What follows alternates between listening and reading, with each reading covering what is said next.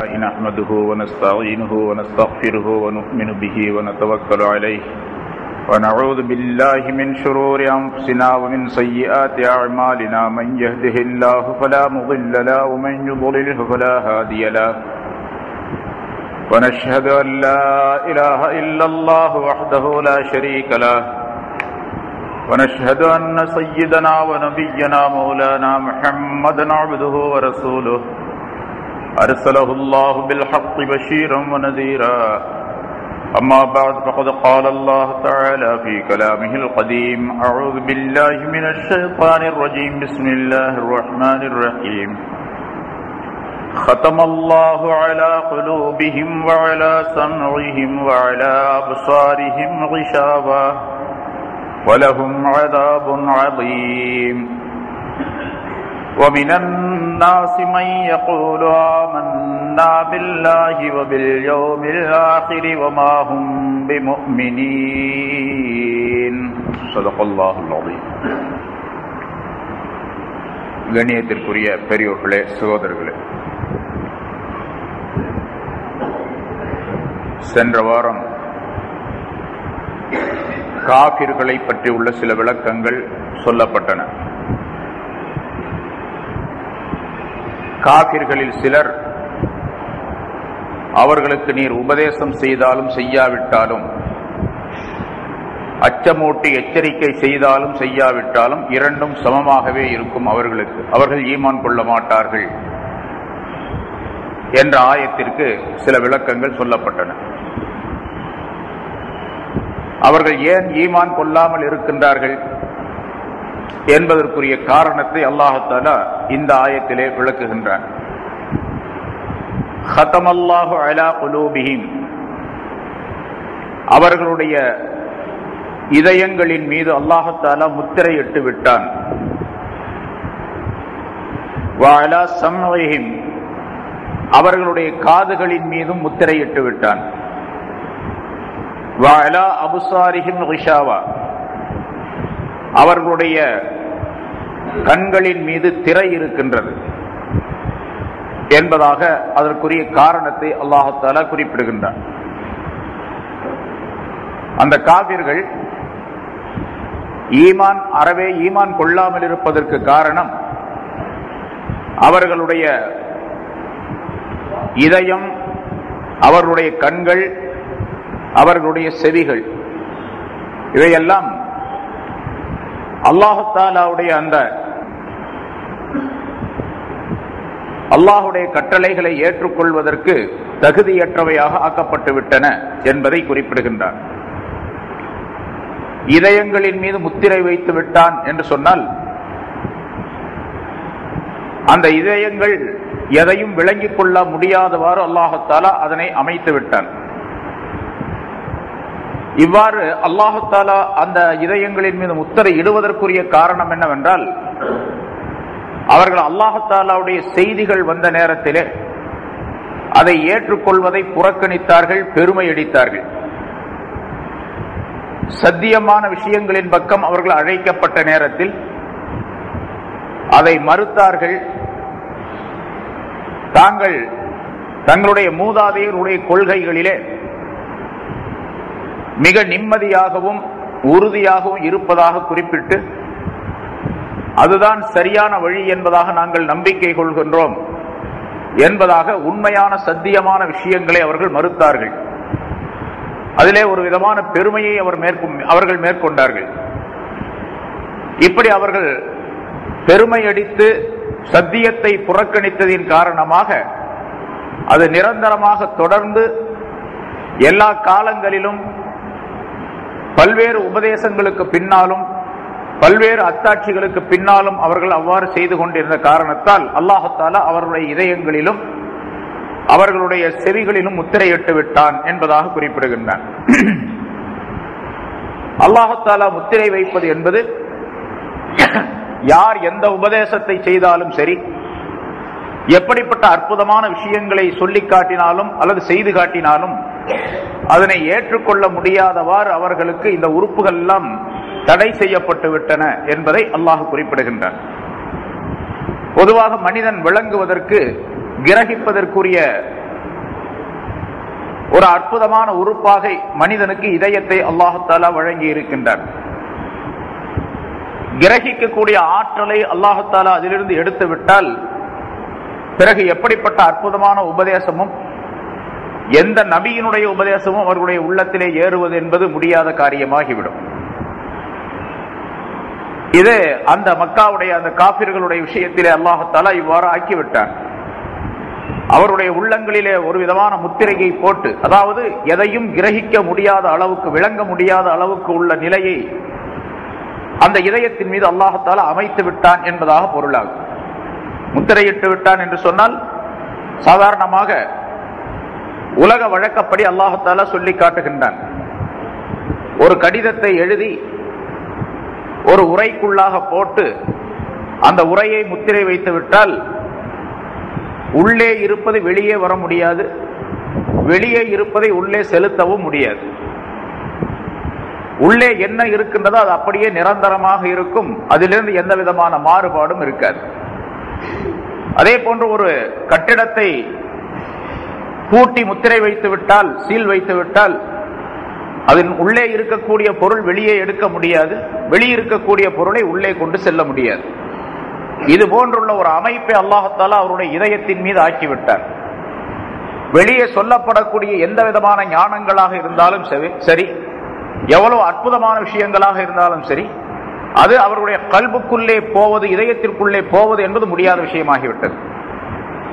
அவருடைய கல்புகளிலே, இதயங்களிலே இருள் சூழ்ந்திருந்தது, சூனியம் நிறைந்திருந்தது, அஞ்ஞானம் நிறைந்திருந்தது, அறியாமை நிறைந்திருந்தது.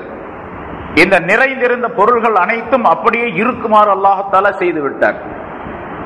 இருக்கக்கூடிய அறியாமை என்ற இருள் வெளியே போகும் பொழுதுதான் அறிவு என்ற ஞானம், அறிவு என்ற ஒளியாகிறது உள்ளே புகுவதற்கு வழி ஏற்படும். இப்பொழுது சீல் வைக்கப்பட்டு விட்டால், முத்திரை வைக்கப்பட்டு விட்டால், உள்ளே இருக்கக்கூடிய தீமைகள் வெளியேறுவதற்கும் வழி இல்லை, வெளியே இருக்கக்கூடிய நன்மைகள் உள்ளே செல்லுவதற்கும் வழி இல்லாமல் அல்லாஹ் தஆலா ஆக்கிவிட்டான் என்ற கருத்தை குறிப்பிடுகின்றான். ஹதமல்லாஹு அலா குலூபிஹிம், அவருடைய இதயங்களின் மீது அல்லாஹ் தஆலா முத்திரையிட்டு விட்டார். பொதுவாக பல இடங்களிலே குர்ஆனிலே அல்லாஹ் தஆலா இந்த குஃபார்கள், காபிர்களுடைய இதயங்களை இப்படி அமைத்து விட்டான். ஞானத்தை, சத்தியத்தை ஏற்றுக்கொள்வதை விட்டும் அந்த கல்புகளை, இதயங்களை அல்லாஹ் தஆலா மறைத்து விட்டான், மூடி மறைத்து விட்டான் என்பதை பல்வேறு வாசகங்களின் மூலமாக, வார்த்தைகளின் மூலமாக குறிப்பிடுகின்றான். குர்ஆன் முழுவதிலும் இப்படிப்பட்ட வார்த்தைகள், பல்வேறு விதமான வார்த்தைகளை அல்லாஹ் தஆலா சொல்லி காட்டுகின்றான். 10 இடங்களிலே 10 விதமான வார்த்தைகளை குறிப்பிடுவதாக உலமாக்கள் குறிப்பிடுகின்றார்கள். இங்கே ஹதமல்லாஹு, அல்லாஹ் முத்திரையிட்டு விட்டான் என்று சொல்லப்படுவது போன்று தபஅல்லாஹு அலா குலூபிஹிம், தபஅல்லாஹு அலைஹா என்றெல்லாம் அல்லாஹ் தஆலா மற்றொரு இடத்திலே சொல்லுகின்றான். அந்த இதயங்களை அல்லாஹ் தஆலா அப்படியே பிரிண்ட் செய்து விட்டான், அச்சடித்து விட்டான். பிரிண்ட் செய்யப்பட்ட ஒரு பொருளாகிறது எப்படி அதிலே நிரந்தரமாக பதிந்து விடுகின்றது, அதுபோன்று அவருடைய உள்ளங்களிலே என்ன அஞ்ஞானம் இருந்ததோ, இருள் இருந்ததோ, அதை அப்படியே அல்லாஹ் தஆலா அமைத்து விட்டான். அதிலே எந்த விதமான மாற்றமும் இனி யாரும் செய்ய முடியாது. அதே போன்று மற்றொரு இடத்திலே அல்லாஹ் தஆலா லீக் என்ற வார்த்தையை குறிப்பிடுகின்றான். அதை இறுக்கமாக ஆக்கிவிட்டான், நெருக்கடிக்குள்ளாக ஆக்கிவிட்டான் என்பதாக. யஜால் சத்ரஹு லையகன், அந்த மனிதனுடைய இதயத்தை அல்லாஹ் தஆலா நெருக்கடி உள்ளதாக ஆக்கிவிட்டான். இதுவும் அதே கருத்தை தெரிவிக்கக்கூடியது. அதாவது அவருடைய உள்ளங்களிலே வேறு எந்த விதமான நல்ல கருத்துகளும் போய் சேராது. அதே போன்று அவருடைய இதயங்களிலே நோய் இருக்கின்றது என்பதாக குறிப்பிடுகின்றான். அடுத்து 2 ஆயத்துகளுக்கு பின்னால் அந்த வாசகம் வருகின்றது. ஃபீ குலூபிஹிம் மரலுன், அவருடைய இதயங்களிலே நோய் இருக்கின்றது, இருள் என்ற நோய் இருக்கின்றது, வஞ்சகம் என்ற நோய் இருக்கின்றது, குஃப்ர் என்ற நோய் இருக்கின்றது என்ற கருத்தை அல்லாஹ் சொல்லுகின்றான். இன்னொரு இடத்திலே துருப்பிடித்திருக்கின்றது என்பதாக சொல்லுகின்றான். ரைன் என்ற வார்த்தை. கல்லா பல் ரான அலா குலூபிஹிம், அவருடைய இதயங்களிலே இதயங்கள் துருப்பிடித்து விட்டன என்பதாக குறிப்பிடுகின்றான். இன்னொரு இடத்திலே அந்த இதயம் இறந்து விட்டது என்றே சொல்லி காட்டுகின்றான். அவமன்கான மைத்தன் பாகையினாகோ, இறந்து விட்டானே அந்த ஒரு மனிதனை நாம் உயிர்ப்பிப்போமா என்பதாக கேட்கின்றான். உயிருள்ள மனிதன் இறந்து விட்டான் என்பதாக சொல்லுகின்றான். அதாவது அவருடைய இதயங்கள் இறந்து விட்டன. அந்த இறந்துவிட்ட இதயங்களுக்குள்ளே எந்த விதமான நல்ல காரியங்களும் நல்ல செயல்களும் நல்ல செய்திகளும் போய் சேர மாட்டான். அப்படிப்பட்ட ஒரு இறப்பை, மௌத்தை அந்த இதயத்திற்கு அல்லாஹ் தஆலா அமைத்து விட்டான் என்பதாக. இன்னொரு இடத்துல அல்லாஹ் தஆலா அந்த இதயங்களை நன்மைகளை கிரகிப்பதை விட்டும் நல்ல செய்திகளை கிரகிப்பதை விட்டும் திருப்பி விட்டான் என்பதாக சொல்லுகின்றான். சும்மன் சரஃபு சரஃபல்லாஹு குலூபஹும், அல்லாஹ் அவருடைய இதயங்களை திருப்பி விட்டான். நன்மைகளை ஏற்றுக்கொள்வதை விட்டும் வேறு பக்கத்திலே திருப்பி விட்டான். இன்னொரு இடத்திலே ஃபீ குலூபிஹிமில் ஹபிய்யா, அவருடைய இதயங்களிலே அறியாமை காலத்தினுடைய அந்த பூர்வீகமான செயல், மடத்தனமான மௌட்டீகமான செயல் அவர்களுடைய உள்ளத்திலே அமைந்திருக்கின்றது என்பதாக குறிப்பிடுகின்றான். இன்னொரு இடத்துல குலூபுஹும் முன்கிரத்துன், அவர்களுடைய இதயங்கள் மறுக்கின்றன என்பதாக சொல்லுகின்றான். மறுப்பு என்பது அவருடைய இதயங்களிலே ஊறி போய்விட்டது. இன்னொரு இடத்துல கசாவத்து, அவருடைய இதயங்கள் கெட்டியாகிவிட்டன, இறுகிவிட்டன என்பதாக சொல்லுகின்றான். அதாவது வண்ணஞ்சம் என்பதாக சொல்லப்படுகின்றது அந்த நிலை உடையதாக அவருடைய இதயங்கள். குலூபுஹும் லில் காஸ் ஃபவைலுல் லில் காசியத்தி குலூபுஹும், அவருடைய இதயங்கள் ரொம்ப வஞ்சகம் உள்ளதாக, வண்ணஞ்சமாக, கல் மனமாக ஆகிவிட்டதே, அப்படிப்பட்டவர்களுக்கு கேடுதான் என்பதாக சொல்லுகின்றார். இப்படியெல்லாம் பல்வேறு வார்த்தைகளை கொண்டு அந்த காபிர்கள், நிராகரிப்பவர்கள் தங்களுடைய இதயங்களை எந்த செயலிலே, எந்த எண்ணத்திலே வைத்திருக்கின்றார்களோ, எந்த நிலையிலே இருக்கின்றார்களோ அதை அப்படியே அமைத்து விடுவதை பற்றி அல்லாஹ் தஆலா சொல்லி காட்டுகின்றார். இந்த பல்வேறு வாசகங்களுடைய கருத்து என்னவென்று சொன்னால், யாருடைய விஷயத்திலே அல்லாஹ் தஆலா அவர்கள் குஃப்ரிலேயே இருந்து இறந்து விடுவார்கள், அவர்களுக்கு அல்லாஹ் தஆலாவுடைய தண்டனை உண்டு, அவர்கள் நரகம் செல்லக்கூடியவர்கள் என்பதாக தீர்ப்பளித்திருக்கின்றானோ, அப்படிப்பட்ட அந்த காபிர்களை எந்த உபதேசத்தினாலும் நபியை நீர் திருத்திவிட முடியாது, அவர்களுக்குள்ளே ஈமானை நீர் செலுத்திவிட முடியாது என்பதை அல்லாஹ் தஆலா குறிப்பிடுகின்றான். ஆனால் சென்ற வாரம் விளக்கங்கள் சொல்லப்பட்டன. அப்படி அல்லாஹ் தஆலா சொல்லுவதின் காரணமாக காபிர்களுக்கு நாம் போய் உபதேசம் செய்யக்கூடாது என்ற பொருள் அல்ல. ஏனென்றால் யார் ஈமானை ஏற்றுக்கொள்ளுவார்கள், யார் நல்ல உபதேசங்களை ஏற்றுக்கொள்வார்கள், யார் ஏற்றுக்கொள்ள மாட்டார்கள் என்பது அல்லாஹ் ஒருவனுக்கு தான் தெரியும். யார் குஃப்ரின் மீதே இறந்து விடுவார்கள் அல்லது குஃப்ரை விட்டு நீங்கி அவர்கள் இறப்புக்குள்ளாக அவர்கள் ஈமானுக்கு வருவார்கள் என்பதும் அல்லாஹ் தஆலா ஒருவனுக்கு தான் தெரியும். மின்ஹும் ஷகிய்யும் வ ஸஈத் என்று அல்லாஹ் தஆலா குறிப்பிடுகின்றான். படைக்கப்பட்ட மனிதர்களிலே நல்லவர்களும் உண்டு, கெட்டவர்களும் உண்டு, பாக்கியவான்களும் உண்டு, துர்பாக்கியவான்களும் உண்டு என்பதாக குறிப்பிடுகின்றான். யாருடைய விஷயத்திலே சாதத்து முந்தி விட்டதோ, நற்பாக்கியம் முந்தி விட்டதோ, அவர் ஈமான் கொண்டவராக ஆகிவிடுகின்றார்.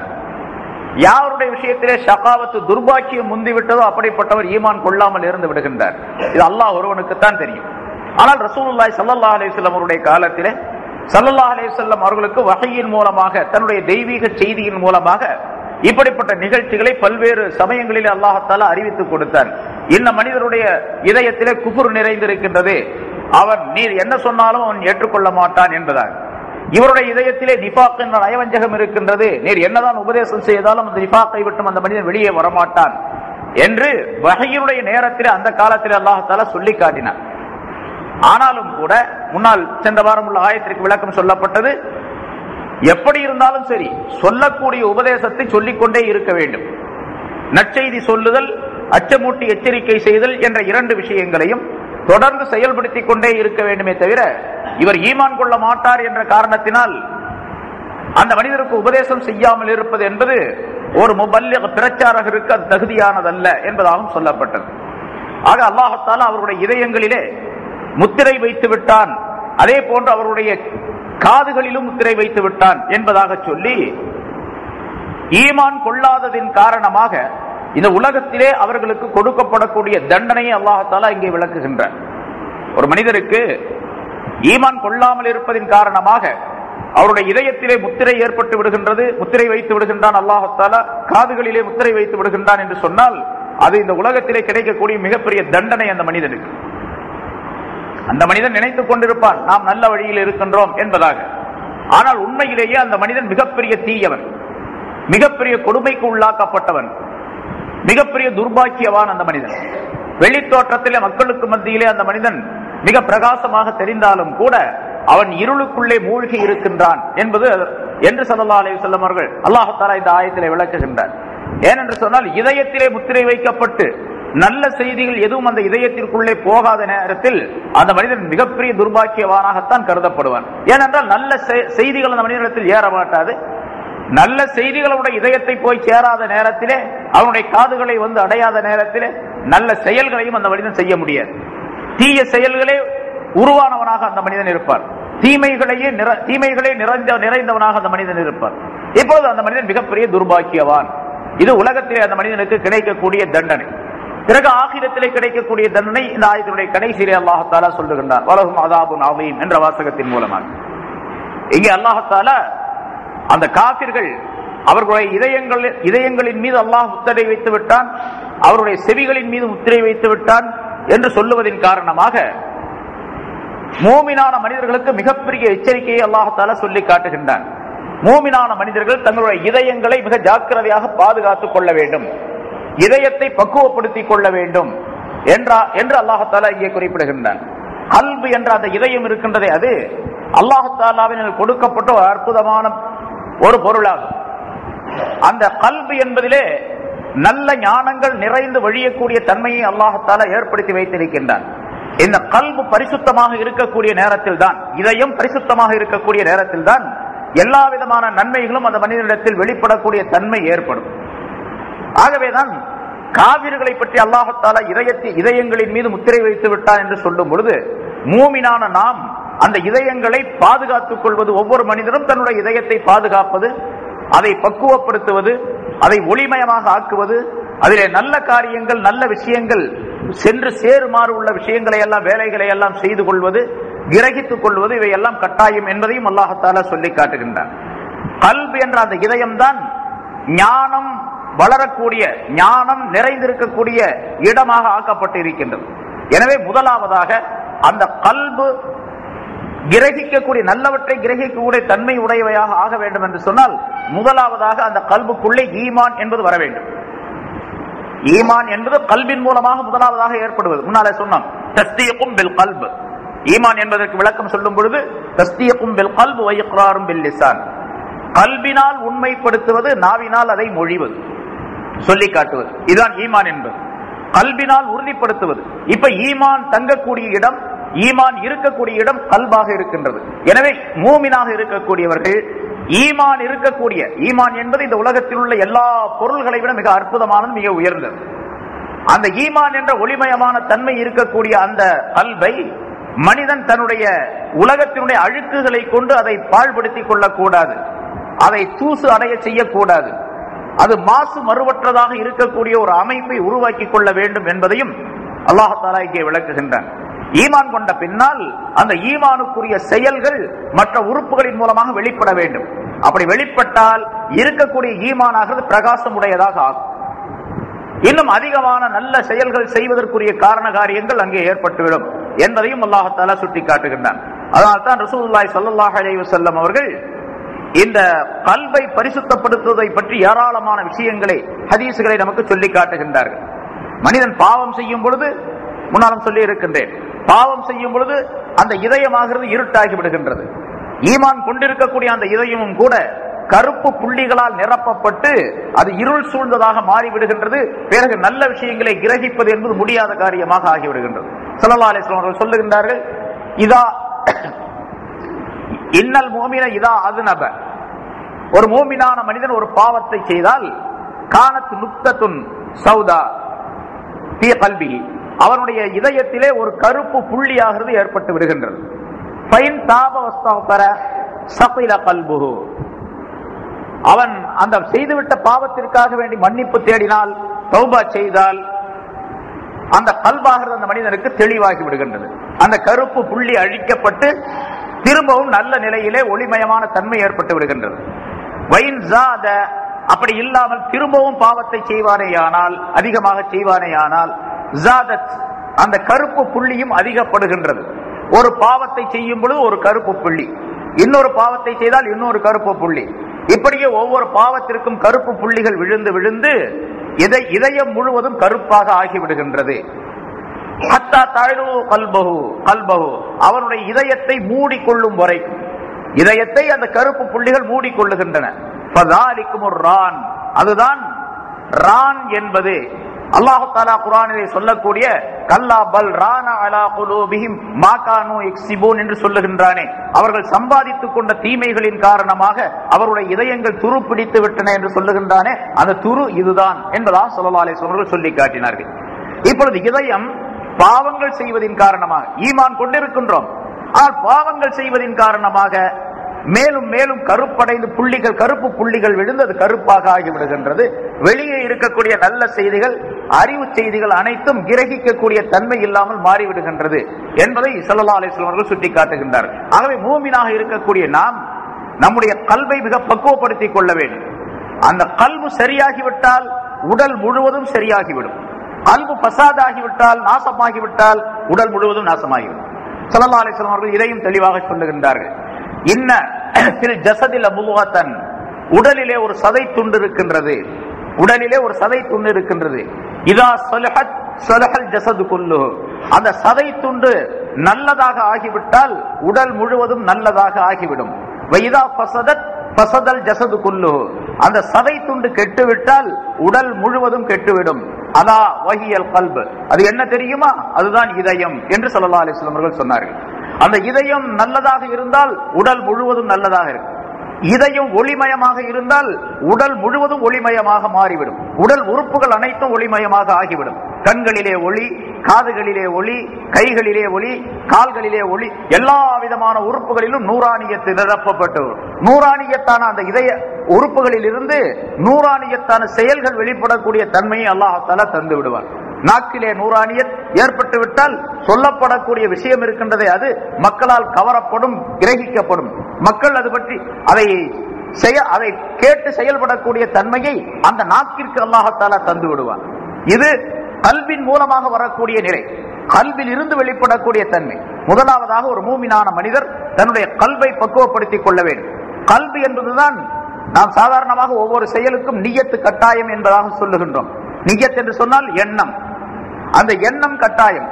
இப்ப மகரிபு தொழுதோம், மகரிபு தொழுகின்றேன் இந்த இமாமை பின்பற்றி 3 ரக்காத்துகளை என்பதாக நியத்து செய்யும் பொழுதுதான் அந்த தொழுகை பரிபூர்ணமாக கூடும். இல்லாவிட்டால் கூடாது, நியத்து இல்லாவிட்டால் கூடாது. ஒலு செய்யும் பொழுது கட்டாயமாக நியத்து செய்ய வேண்டும் என்று ஷாஃபி மذஹபுடைய கட்டாயம். ஸல்லல்லாஹு அலைஹி வஸல்லம் அவர்கள் சொல்லி காட்டிய அந்த ஹதீஸின் அடிப்படையில் அவர்கள் விளக்கம் தருகின்றார்கள். ஆக கட்டாயமாக நியத் என்பது, எண்ணம் என்பது கட்டாயம் ஒவ்வொரு செயலுக்கும் தேவை. எண்ணத்தின் அடிப்படையில் தான் செயல்களுக்குரிய விளைவுகள் எல்லாம் ஏற்படுகின்றன, செயல்களுக்குரிய நன்மைகள் ஏற்படுகின்றன, சாதக பாதகங்கள் ஏற்படுகின்றன என்பதையும் ஸல்லல்லாஹு அலைஹி வஸல்லம் அவர்கள் சொல்லி காட்டுகின்றார்கள். எனவே எண்ணம் என்பது, நியத் என்பது கல்வினால் ஏற்படக்கூடியது, கல்வியில் இருந்து ஏற்படக்கூடியது.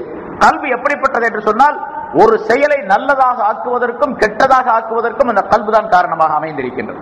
கல்புக்குள்ளே இருக்கக்கூடிய எண்ணம் காரணமாக அமைந்திருக்கின்றது.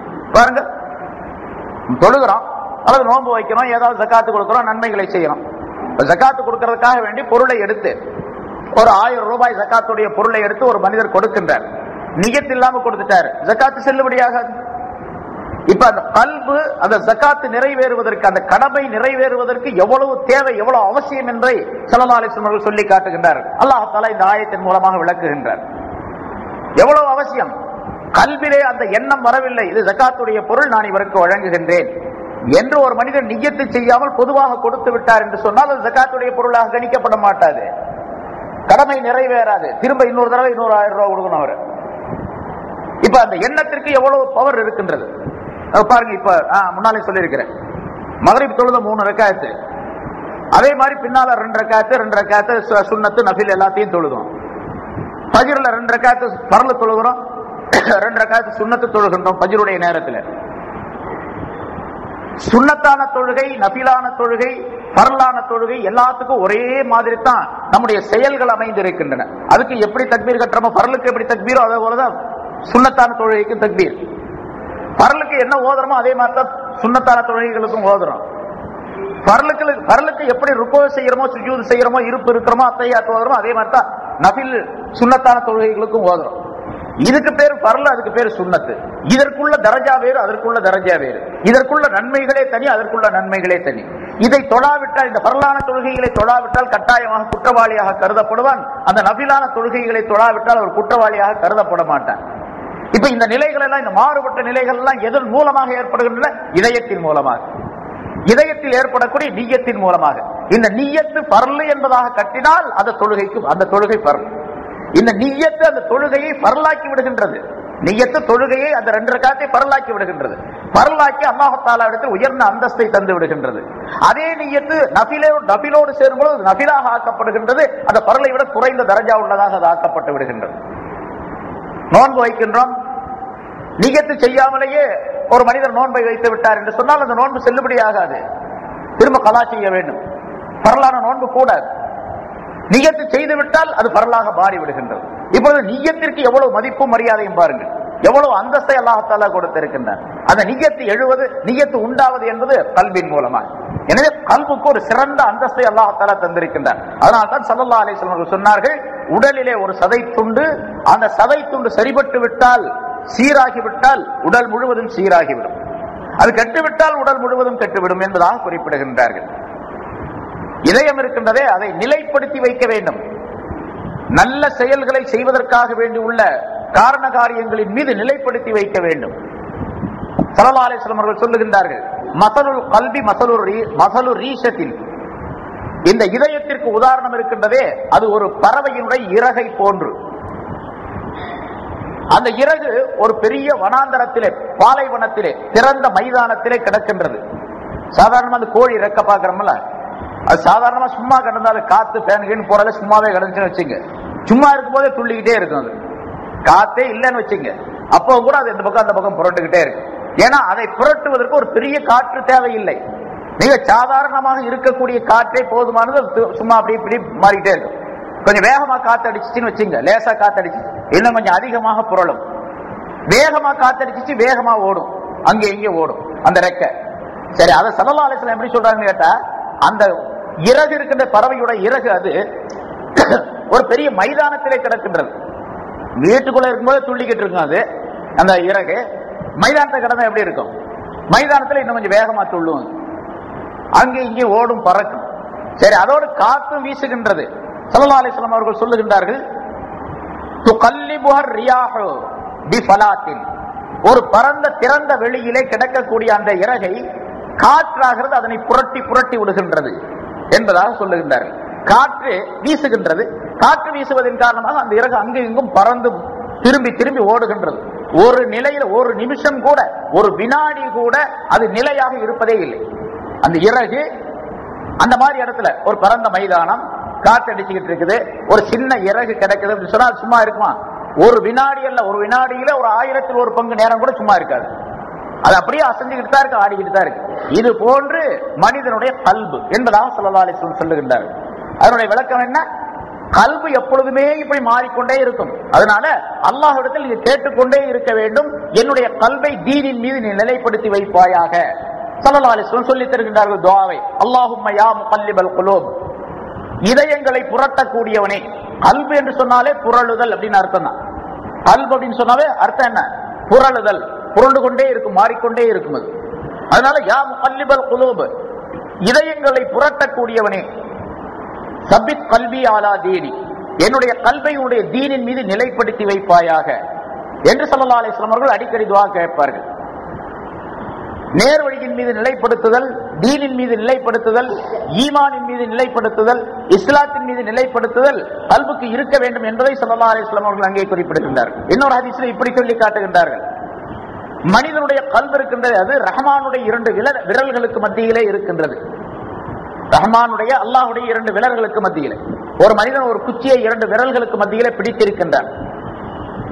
பிடித்திருக்கக்கூடிய மனிதன் ஒரு குச்சியை 2 விரல்களுக்கு மத்தியிலே அந்த இடையிலே வைத்திருக்கக்கூடிய மனிதன், அந்த விரலை இப்படி புரட்டினாலும் புரட்டலாம், திரும்ப இப்படி வலப்பக்கம் புரட்டினாலும் புரட்டலாம், வலப்பக்கமோ இடப்பக்கமோ எப்படி அவன் விரும்புகின்றானோ அப்படியெல்லாம் புரட்டலாம்.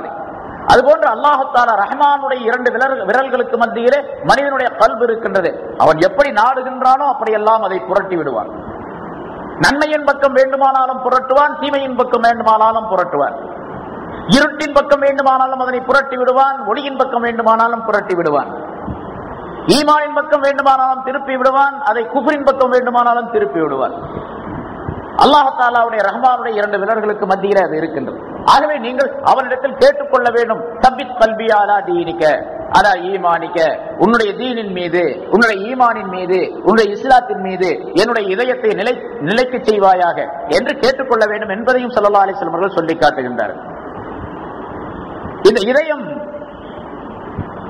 அப்படி புரளக்கூடிய அந்த இதயம் இருக்கின்றது, அது உலகத்தினுடைய ஆசாபாசங்களின் காரணமாக, உலகத்தில் நாம் வாழ்வதின் காரணமாக சில நேரங்களிலே இருள் படர்ந்து விடும், அதன் மீது தூசிகள் படிந்து விடும், துரு பிடித்து விடும்.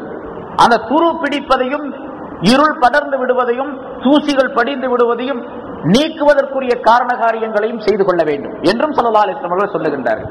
ஒரு ஹதீஸிலே இப்படி சொல்லி காட்டுகின்றார்கள், இன்னஹாதில் குலூப், இந்த இதயங்கள் இருக்கின்றனவே அது தஸ்தஉ கமா யஸ்தஉல் ஹதீத், இரும்பு துரு பிடித்து விடுவதை போன்று இவை துரு பிடித்து விடுகின்றன இந்த இதயங்கள் என்று ஸல்லல்லாஹு அலைஹி வஸல்லம் அவர்கள் சொன்னார்கள். சஹாபாக்கள் கேட்டார்கள், யா ரசூலல்லாஹ் வமா ஜிலாஉஹா, அந்த துருவை நீக்குவதற்குரிய வழி என்ன என்பதாக கேட்டார்கள்.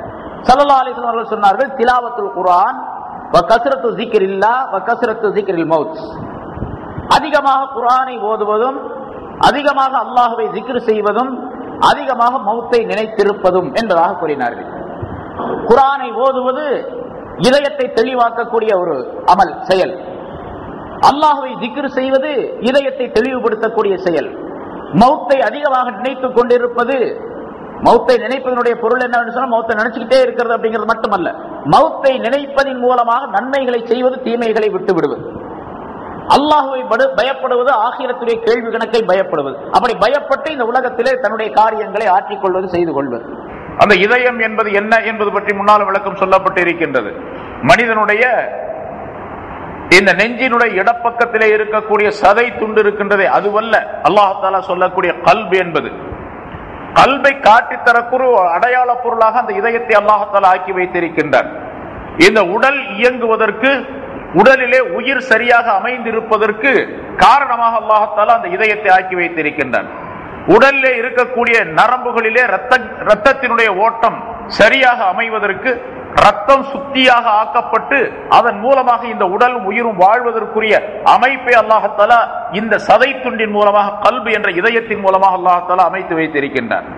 ஆனால் அல்லாஹ் ரசூலும் சொல்லக்கூடிய, குர்ஆனிலே வரக்கூடிய, ஹதீஸிலே வரக்கூடிய கல்பு என்பது இந்த சதை துண்டு அல்ல. இந்த சதை துண்டுக்குள்ளே இருக்கக்கூடிய ஒரு மானசீகமான, மனிதனுடைய கண்களால், ஐம்புலன்களால் கண்டுகொள்ள முடியாத ஒரு மறைமுகமான அற்புதமான ஒரு சக்திக்கு பெயர் கல்பு என்பதாக சொல்லப்படும். முன்னாலும் சொல்லி இருக்கிற மனிதனுடைய உடலுக்குள்ளே 4 விதமான அற்புதமான சக்திகளை அல்லாஹ் தஆலா அமைத்து வைத்திருக்கின்றான். ஒன்று கல்பு, இன்னொன்று நஃப்ஸ், இன்னொன்று ரூஹ், மற்றொன்று அகல் என்ற அறிவு. இந்த 4ஐயும் மனிதனுடைய உடலுக்குள்ளே அல்லாஹ் தஆலா அமைத்து வைத்திருக்கின்றான். இந்த மனிதனுடைய உடல் சிறப்பாக இயங்குவதற்கு, சரியாக அமைந்திருப்பதற்கு இந்த 4ம் கட்டாயம் தேவை என்பதாகவும் சொல்லப்பட்டிருக்கின்றது. மனிதன் கல்பை சரிபடுத்திக் கொள்ள வேண்டும், கல்பை ஒழுங்குபடுத்திக் கொள்ள வேண்டும், நஃப்ஸை பக்குவப்படுத்த வேண்டும், தீமைகளை விட்டும் அதை அகற்ற வேண்டும், அதே போன்று தன்னுடைய சிந்தனையை சரியாக்கிக் கொள்ள வேண்டும், அக்கலை சரியாக்கிக் கொள்ள வேண்டும், தன்னுடைய ரூஹை புனிதப்படுத்திக் கொள்ள வேண்டும். புனிதமான ரூஹை அல்லாஹ் தஆலா மனிதனுடைய உடலுக்குள்ளே அமைத்து வைத்திருக்கின்றான். இந்த ரூஹ் போய்விட்டால் எந்த விதமான பலனையும் மனிதனுடைய உடல் உறுப்புகளின் மூலமாக பெற்றுக்கொள்ள முடியாது. கண்கள் பார்ப்பது, நாக்கு பேசுவது, உங்களுடைய காதுகளால் கேட்பது, நம்முடைய உடல் அசைவது, உடலில் உள்ள உறுப்புகள் அத்தனையும் வேலை செய்வதற்கு அசல் காரணமாக இருக்கக்கூடியது மனிதனுடைய ரூஹ் ஆகும்.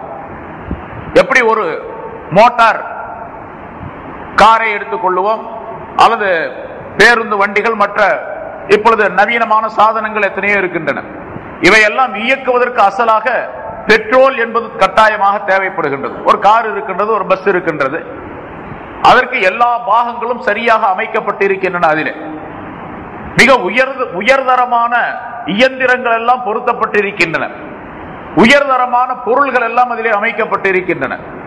எல்லாம் இருக்கக்கூடிய அந்த கார், அந்த பஸ்ஸின் மூலமாக அது தனியாக நின்று கொண்டிருக்கக்கூடிய நேரத்தில் எந்த விதமான மதிப்பும் அதற்கு கிடையாது. அது இயங்க வேண்டும் என்று சொன்னால் அதற்கு உயிரோட்டமாக இருப்பது, உயிரை கொடுப்பது என்பது பெட்ரோலாக ஆக்கப்பட்டிருக்கின்றது. பெட்ரோல் அல்லது டீசல் அது போன்றுள்ள பொருள்களின் மூலமாக அதற்கு உயிரோட்டம் தரப்படுகின்றது. அந்த இயந்திரங்கள் இயங்குவதற்கு, அது அதனுடைய பலனை தருவதற்கு. ஒரு காரை, ஒரு பஸ்ஸை, ஒரு இயந்திரத்தை அல்லது ஒரு ராக்கெட்டை அல்லது ஒரு விமானத்தை செய்கின்றோம் என்று சொன்னால் அதனுடைய நோக்கம் என்ன? அதன் மூலமாக மக்கள் பலன் பெற வேண்டும், அதன் மூலமாக மனிதன் பயணம் செய்ய வேண்டும், ஒரு இடத்திலிருந்து மற்றொரு இடத்திற்கு செல்ல வேண்டும், அது விரைவாக சென்று சேர வேண்டும் என்ற நோக்கத்திற்காக வேண்டி அது செய்யப்படுகின்றது.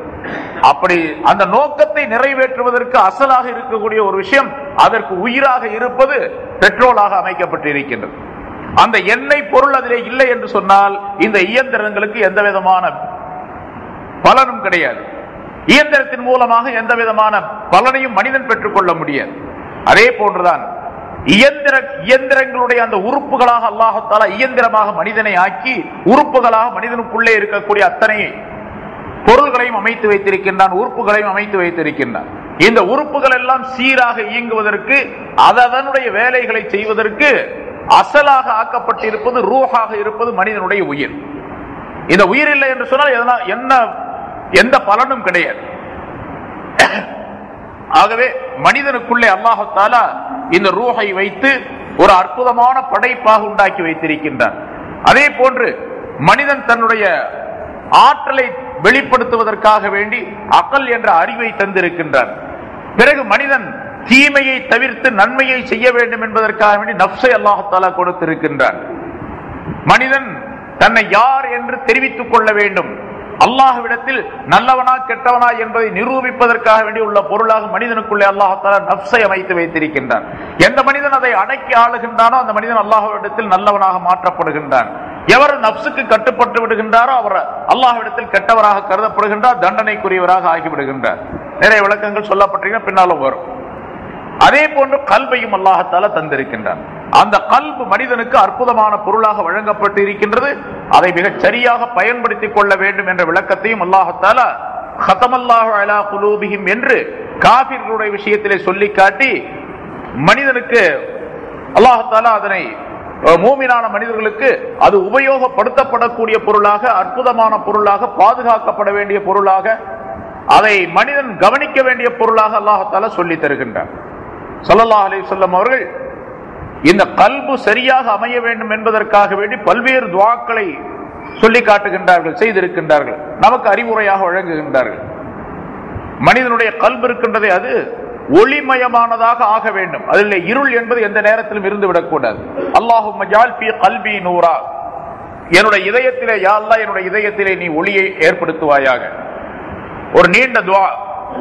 அதிலே மனிதனுடைய உடலுக்குள்ளே இருக்கக்கூடிய எல்லா உறுப்புகளையும் ஸல்லல்லாஹு அலைஹி வஸல்லம் அவர்கள் சொல்லி காட்டுகின்றார்கள். அப்படி சொல்லி காட்டக்கூடிய அந்த ஹதீஸிலே முதலாக கல்பை தான் சொல்லி காட்டுகின்றார்கள். கல்பை சொல்லிவிட்டு தான் பிறகு எல்லா உறுப்புகளையும் வரிசையாக சொல்லுகின்றார்கள். அங்கே அல்லாஹும்ம ஜஅல் ஃபீ கல்பி நூரா, யா அல்லாஹ் என்னுடைய இதயத்திலே நீ ஒளியை ஆக்குவாயாக. வஃபீ பஸரி நூரா, என்னுடைய பார்வையிலே என்னுடைய கண்களிலே நீ ஒளியை ஆக்குவாயாக. வஃபீ சம்இ நூரா, என்னுடைய காதுகளிலே ஒளியை நீ ஆக்குவாயாக. என்னுடைய உடம்பிலே நீ ஒளியை ஏற்படுத்தி. வஃபீ பதனி நூரா, என்னுடைய சரீரத்தில் நீ நூரை ஏற்படுத்துவாயாக. வஃபீ ஜில்தி நூரா, என்னுடைய தோலிலே ஒளியை ஏற்படுத்துவாயாக. என்னுடைய நரம்பிலே ஒளியை ஏற்படுத்துவாயாக. என்னுடைய சதையிலே நீ ஒளியை ஏற்படுத்துவாயாக.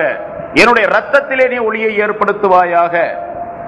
எல்லா உறுப்புகளையும் ஸல்லல்லாஹு அலைஹி வஸல்லம் அவர்கள் சொல்லுகின்றார்கள். என்னுடைய கைகளிலே ஒளியை ஏற்படுத்துவாயாக, என்னுடைய முடியிலே ஒளியை ஏற்படுத்துவாயாக, என்னுடைய பாதத்திலே கால்களிலே நீ ஒளியை ஏற்படுத்துவாயாக, என்னுடைய நாக்கிலே ஒளியை ஏற்படுத்துவாயாக, எனக்கு அதிகமான ஒளியை தருவாயாக, என்னையே நீ நூறாக ஆக்குவாயாக என்று ஸல்லல்லாஹு அலைஹி வஸல்லம் அவர்கள் நீண்ட துஆ, ஒளிமயமான துஆவை சொல்லி தருகின்றார்கள். அதே முதலாவதாக கல்பை சொல்லி காட்டுகின்றார்கள்.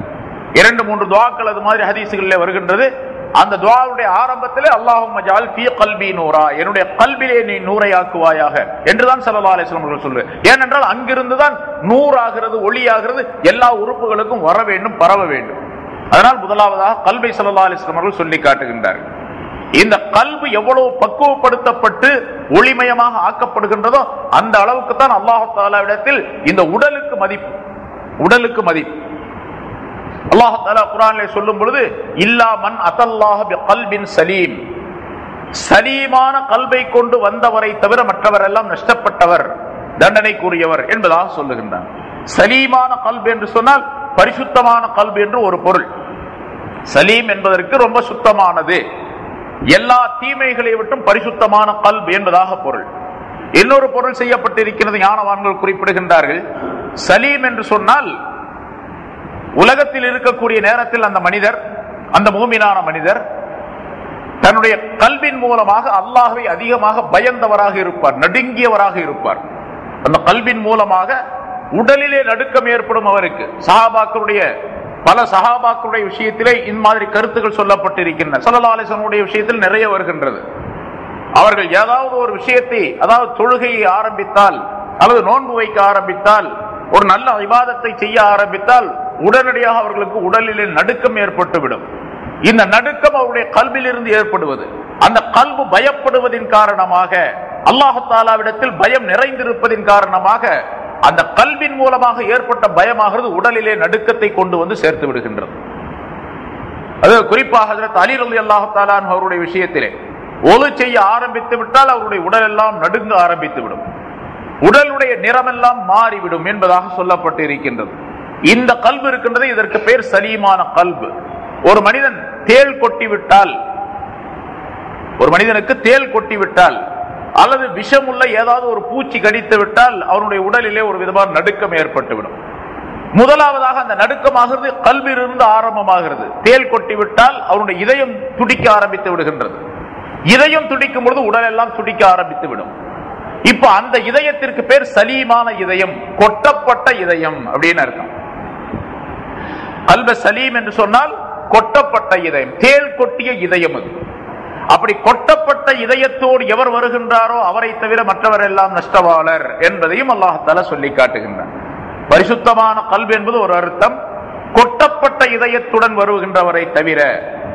கொட்டப்பட்ட இதயம் என்று சொன்னால் இந்த உலகத்தில் இருக்கக்கூடிய நேரத்திலே தேள் கொட்டிய மனிதன் எப்படி நடுங்குவானோ, அவனுடைய உள்ளம் எப்படி நடுங்குமோ, அதுபோன்று அல்லாஹ்வுடைய கட்டளையை நினைத்து பார்க்கக்கூடிய நேரத்திலே அவனுக்கு ஒரு நடுக்கம் ஏற்பட வேண்டும். மௌத்தை நினைக்கும் பொழுது, கபரை நினைக்கும் பொழுது அவருக்கு நடுக்கம் ஏற்பட வேண்டும், ஒரு அச்சம் ஏற்பட வேண்டும். மஹ்ஷர் மைதானத்தை நினைத்து பார்க்கும் பொழுது அவருக்கு பயம் ஏற்பட வேண்டும்.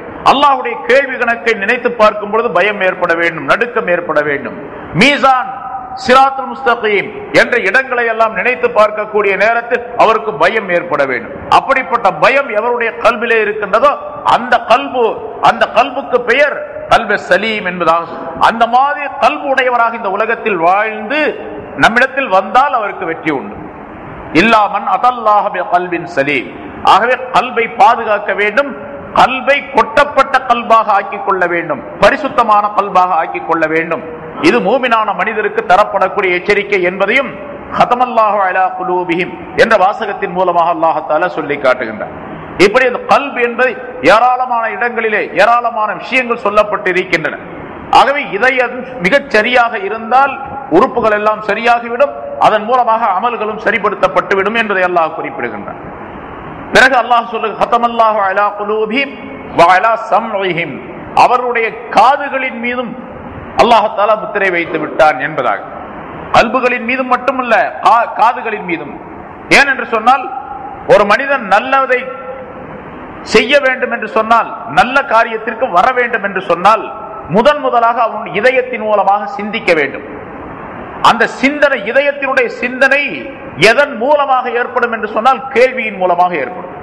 காதுல கேட்கிறோம், இப்ப நான் சொல்றது உங்களுடைய இதயத்தில் போய் பதிவதற்கு முதல் சாதனம் எது? காதுதான், செவிதான். செவியின் வழியாகத்தான் இதயத்திற்குள்ளே போக வேண்டும், செவியின் வழியாக இதயத்திற்குள்ளே போக வேண்டும். அப்படி அந்த செவியையும் அல்லாஹ் தஆலா முத்திரை வைத்து விட்டார். எந்த நல்லதை சொன்னாலும் ஏறவே மாட்டார். சில பேர், நம்மளே சில பேர் இருக்கிறான், என்ன நல்லதை சொன்னாலும் சரி, என்னத்தை சொல்லிட்டார் என்று சொல்லக்கூடிய மனிதர்கள் பல பேர் இருக்கிறார். ஏன்னு கேட்டா அல்லாஹ் தஆலா அவருடைய காதுகளிலே முத்திரை வைத்து விட்டார். நல்லதை கிரகிக்கக்கூடிய அந்த சக்தியை, தன்மையை அல்லாஹ் தஆலா அவர்களிடத்திலிருந்து எடுத்து விட்டார் அப்படின்னு பொருள். ரொம்ப பேர் நம்ம பார்க்கிறோம், நீங்க என்னதான் பயான் செஞ்சாலும் சரி, என்ன நல்ல விஷயங்களை சொன்னாலும் சரி, அது அவர்களுடைய எந்த விதமான அசைவையும் அவர்களுக்கு ஏற்படுத்தாது, எந்த விதமான மாற்றத்தையும் ஏற்படுத்தாது. காரணம் என்ன கேட்டா செவி சரியில்லை. அல்லாஹ் தஆலா அதன் மீது ஒரு திரையை, ஒரு முத்திரையை அமைத்து விட்டார். இங்கே அல்லாஹ் தஆலா அந்த முதலாவது இதயங்களுக்கும் காதுகளுக்கும் சொல்லும்போது கதமல்லாஹு அலா குலூபிஹிம் வ அலா சம்இஹிம், அவர்களுடைய இதயங்களின் மீதும் அவர்களுடைய காதுகளின் மீதும் முத்திரை அல்லாஹ் தஆலா முத்திரையிட்டு விட்டான், சீல் வைத்து விட்டான் என்பதாக சொல்லுகின்றான். பிறகு கண்களை பற்றி அடுத்து சொல்லுகின்றான், வஅலா அபுசாரிஹிம், அவர்களுடைய கண்களின் மீது ரிஷாவத்துன், திரை இருக்கின்றது என்பதாக சொல்லுது. அந்த ரெண்டு உறுப்புகளுக்கு மட்டும் முத்திரை வைக்கிறது, இந்த பார்வைக்கு மட்டும் கண்களுக்கு மட்டும் திரை போடுறது என்று சொல்லும் பொழுது இதற்கு உலமாக்கள் முஃபஸ்ஸிரீன்கள் விளக்கம் தரும் பொழுது இப்படி சொல்லி காட்டுகின்றார்கள். இந்த இதயம் இருக்கின்றதே அது, அதற்கு காதுகள் இருக்கின்றதே அதற்குரிய விஷயம் கிரகிக்கப்படுவது எல்லா திசைகளில் இருந்தும் கிரகிக்கப்படும். ஒரு மனிதர் காதால கேட்கறதுன்னு சொன்னா அவருக்கு முன்னால இருந்து சொன்னா தான் காது கேட்கும், பின்னால இருந்து சொன்னா காதுல கேட்காது அப்படிங்கறதெல்லாம் கிடையாது.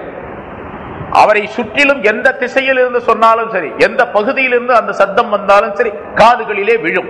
காதுகள் கிரகிக்கக்கூடிய தன்மையை எல்லா திசைகளில் இருந்தும் ஏற்றுக்கொள்ள முடியும். அதே போன்று இதயம் கிரகிப்பதும் கூட எல்லா திசைகளில் இருந்தும் வர முடியும். அதனால எந்த திசையில் இருந்தும் அந்த இதயங்களுக்குள்ளே காதுகளுக்குள்ளே எந்த விதமான நல்ல செய்தியும் போய்விடக் கூடாது என்பதற்காக வேண்டி எல்லா திசைகளையும் சேர்த்து ஒரு உருவமாக ஆக்கி அதை முத்திரை வைத்து விட்டான் அல்லாஹ் தஆலா. எந்த வழியில் இருந்தும் உள்ளே போக முடியாது, எந்த வழியில் இருந்தும் நல்ல செய்தி உள்ள போக முடியாது. அவனுடைய முன்னால பின்னால வலப்பக்கம் இடப்பக்கம் எந்த திசையில் இருந்தும் அது உள்ளே போக முடியாத அளவுக்கு அல்லாஹ் தஆலா முத்திரை வைத்து விட்டான். பார்வை இருக்கின்றதே அது முன்னால இருந்தா தான் பார்க்க முடியும், பின்னால இருந்தா பார்க்க முடியாது, சைடுல இருந்தாலும் வலப்பக்கம் இடப்பக்கம் இருந்தாலும் பார்க்க முடியாது. கண்களை திருப்பினால் தான் பார்க்க முடியும், கண்கள் நேராக வைத்திருந்தா நேரா இருக்கிறது தான் தெரியும். அதனால முன்னால ஒரு திரைய போட்டுட்டோம் அப்படின்னு சொன்னா முன்னால பார்க்கவே முடியாது. திரைய போட்டா பின்னால இருக்கிறத பார்க்கலாம், முன்னால திரை போட்டா பின்னால இருக்கிறத பார்க்கலாம், பின்னால போட்டா முன்னால இருக்கிறத பார்க்கலாம், வலப்பக்கம் இடப்பக்கம் பார்க்கலாம் அப்படிங்கறதெல்லாம் கிடையாது. அதனால கண்களுக்கு திரையிட்டு விட்டான், இதயத்தையும் செவியையும் அல்லாஹ் தஆலா முத்திரை வைத்து விட்டான் என்பதாக சொல்லுகின்றான். எல்லா திசைகளில் இருந்து கிரகிக்கப்படுவதின் காரணமாக காதுகளுக்கும் இதயங்களுக்கும் முத்திரை வைப்பது, ஒரே ஒரு திசையிலிருந்து பார்வை ஒரே திசையில் இருக்கின்ற காரணத்தால் அதற்கு திரையிடுவது. இந்த வாசகங்களை அல்லாஹ் தஆலா சொல்லி காட்டி அந்த மனிதனுடைய உறுப்பினுடைய அற்புதத்தையும் விளக்குகின்றான். அங்கே இதயம், செவி, மனிதனுடைய கண், இந்த மூன்றுக்குரிய அற்புதமான நிலைகளையும் அல்லாஹ் தஆலா விளக்கி சொல்லி காட்டுகின்றான். சரி, நிறைய உறுப்புகள் மனிதனுடைய உடலிலே இருக்கின்றன, இந்த மூணு உறுப்பு மட்டும் ஏன் அல்லாஹ் தஆலா சொல்லுகின்றான் என்று சொன்னால், இந்த மூணு உறுப்பும் சிறப்பானவை. மனிதனுடைய உடலுக்குள்ளே இருக்கக்கூடிய உறுப்புகளிலே மிகச் சிறப்பானவை இந்த மூன்று உறுப்புகள். கண்கள், காதுகள், மனிதனுடைய கண்கள், அதாவது இதயம், இந்த மூன்றும். அதனால்தான் பல இடங்களிலே அல்லாஹ் தஆலா குர்ஆனிலே சொல்லும் பொழுது இந்த மூன்று உறுப்புகளை மட்டும் அல்லாஹ் தஆலா சொல்லி காட்டுகின்றான். கல்பு, சம்உ, பஸர் என்ற வார்த்தை, இதயம், செவி, கண் என்ற வார்த்தை. வஜஅல்னா அலா குலூபிஹிம் அகின்னதன் அன் யஃகஹூஹு வ ஃபீ ஆஸானிஹிம் வக்ரா என்று ஒரு இடத்தில் சொல்லுகின்றான். அவருடைய இதயங்களிலே திரையை அல்லாஹ் தஆலா அமைத்து விட்டான். வ ஃபீ ஆஸானிஹிம் வக்ரா, அவர்களுடைய காதுகளிலே ஒரு திரையை, அதாவது ஜவ்வை அமைத்து விட்டான் என்பதாக என்றெல்லாம் அல்லாஹ் தஆலா குறிப்பிடுகின்றான். வ ஜஅல லக்குமுஸ் ஸம்அ வல் அப்ஸார வல் அஃஇதா என்பதாக சொல்லுகின்றான். உங்களை நாம் மனிதனாக படைத்து உங்களுக்கு காதுகளையும் கண்களையும் இதயங்களையும் உண்டாக்கினோம் என்பதாக சொல்லுகின்றான். இன்னொரு இடத்துல இன்ன ஸம்அ வல் பஸர வல் ஃபுஆத குல்லு உலாயிக கான அன்ஹு மஸ்ஊலா, செவியும் கண்களும் இதயமும் இவை அனைத்தும் கேள்விக்குரியவை என்பதாக சொல்லுகின்றான். இவற்றை பற்றி அல்லாஹ் தஆலா விசாரிப்பான். குல்லு உலாயிக கான அன்ஹு மஸ்ஊலா, இவை அனைத்தை பற்றியும் அல்லாஹ் தஆலா விசாரிப்பான், கேள்வி கேட்பான். கேள்விக்கு உரியவையாக இந்த பொருள்கள் இருக்கின்றன, உறுப்புகள் இருக்கின்றன என்பதாக குறிப்பிடுகின்றார். ஆகவேதான் இந்த மூன்று உறுப்புகளை பற்றி குறிப்பாக அல்லாஹ் தஆலா சொல்லி காட்டி, இந்த மூன்று உறுப்புகளை சரியாக பயன்படுத்த தெரியாத மனிதன் இருக்கின்றானே, அவன் மிருகத்தை விட மிக கெட்டவன், கால்நடைகளை விட மோசமானவன் என்பதாக ஒரு இடத்திலே சொல்லுகின்றார். வலகத் ஸரஅனா லிஜஹன்னம கஸீரம் மினல் ஜின்னி வல் இன்ஸ், மனிதர்களில் இருந்தும் ஜின்களில் இருந்தும் ஏராளமானவர்களை நரகத்திற்கென்றே நாம் தயார் செய்து விட்டோம் என்பதாக சொல்லி காட்டி அதற்குரிய காரணத்தை அல்லாஹ் தஆலா அடுத்து விளக்குகின்றார். மனிதர்களிலும் ஜின்களிலும். மனிதர்களுக்கு எப்படி கட்டளைகள் இருக்கின்றனவோ அதே போன்று ஜின் என்ற இனத்திற்கும் அல்லாஹ் தஆலா கட்டளையை கொடுத்திருக்கின்றார். ரசூலுல்லாஹி ஸல்லல்லாஹு அலைஹி வஸல்லம் அவர்கள் இப்பொழுது உலகத்தில் இருக்கக்கூடிய எல்லா ஜின்களுக்கும் ஸல்லல்லாஹு அலைஹி வஸல்லம் அவர்கள் நபியாக அனுப்பப்பட்டிருக்கின்றார்கள். மனிதர்களுக்கு நபியாக அவர்கள் இருப்பதை போன்று ஜின்களுக்கும் நபி. அதே போன்று நமக்கு அருளப்பட்ட அந்த குர்ஆனே ஜின்களுக்கும் குர்ஆனாக வேதமாக அருளப்பட்டு இருக்கின்றது. எப்படி நாம் குர்ஆனை கொண்டு, நபியை கொண்டு, அல்லாஹ்வை கொண்டு, மலக்குகளை கொண்டு நம்பிக்கை கொண்டு இருக்கின்றோமோ அதே போன்று ஜின்களும் ஈமான் கொள்ள வேண்டும் கட்டாயமாக. எனவேதான் அந்த ஜின்கள் ஈமான் கொள்ளாவிட்டால் எப்படி மனிதர்களுக்கு தண்டனை இருக்கின்றதோ அதே போன்று தண்டனை அவைகளுக்கும் உண்டு. ஆகவேதான் அல்லாஹ் தஆலா சொல்லி காட்டுகின்றான், வலகத் ஸரஅனா லி ஜஹன்னம கஸீரம் மினல் ஜின்னி வல் இன்ஸ். ஜின்களில் இருந்தும் மனிதர்களில் இருந்தும் பெரும்பாலானவர்களை நரகத்திற்கென்றே நாம் தயார் செய்து விட்டோம் என்பதாக சொல்லி, அந்த மனிதர்களும் ஜின்களும் எப்படிப்பட்டவர்கள், என்ன இலக்கணம் உடையவர்கள் என்பதை அடுத்து சொல்லுகின்றார். லஹும் குலூபுன் லா யஃகஹூன பிஹா. அவர்களுக்கு இதயங்கள் இருக்கும், ஆனால் அந்த இதயங்களின் மூலமாக நல்லதை சிந்திக்க மாட்டார்கள். எதை சிந்திக்க வேண்டுமோ அதை சிந்திக்க மாட்டார்கள், எதை விளங்க வேண்டுமோ அதை விளங்க மாட்டார்கள். வலஹும் அயுனுன் லா யுப்சிரூன பிஹா. அவர்களுக்கு கண்கள் இருக்கும், ஆனா கண்களின் மூலமாக எதை பார்க்க வேண்டுமோ அதை பார்க்க மாட்டார்கள், பார்க்க கூடாதவற்றை எல்லாம் பார்ப்பார்கள் இவர்கள். லஹும் குலூப் லஹும் வலஹும் அயுனுன் லா யுப்சிரூன பிஹா வலஹும் ஆதானுன் லா யஸ்மஊன பிஹா. அவர்களுக்கு காதுகள் இருக்கும், ஆனால் காதுகளின் மூலமாக கேட்க மாட்டார்கள், நல்லதை கேட்க மாட்டார்கள். எதை கேட்க வேண்டுமோ அதை கேட்க வேண்டும், எதை கேட்க கூடாதோ அதை கேட்க வேண்டும் என்பதற்கும் சட்டம் இருக்கின்றது, கேட்க கூடாது என்பதற்கும் சட்டம் இருக்கின்றது. காதுகளையும் கண்களையும் இதயத்தையும் கொடுத்த அல்லாஹ் தஆலா மனிதனை நீ எப்படி வேண்டுமானாலும் உபயோகப்படுத்திக் கொள் என்று சொல்லவில்லை. அல்லாஹ் தஆலா தான் விரும்பி கொடுத்திருக்கின்றான். மனிதனுக்கு கண்களை, ரெண்டு கண்ணை எனக்கு கொடுத்தது, எனக்கு ரெண்டு கண்ணு பார்வை உடையதாக ஆக்கி வச்சிருக்கான். சில பேருக்கு கண்ணு இருக்கும் பார்வை இருக்காது. நம்ம பார்க்கிறோம், கண்ணு இருக்கும் பார்வை இருக்காது. நம்மளை போல கண்ணு நல்லா தான் தெரியும், அவருக்கு பார்வை இல்லைன்னு சொல்லுவார். எனக்கு பார்வை உடைய கண்ணை அல்லாஹ் தஆலா கொடுத்திருக்கான்னு சொன்னா எவ்வளவு அற்புதமான விஷயம் அது. நான் விரும்பி என்னுடைய இஷ்டத்திற்கு இந்த கண்களை அல்லாஹ் தஆலா எனக்கு கொடுக்கல, பார்வையை கொடுக்கல.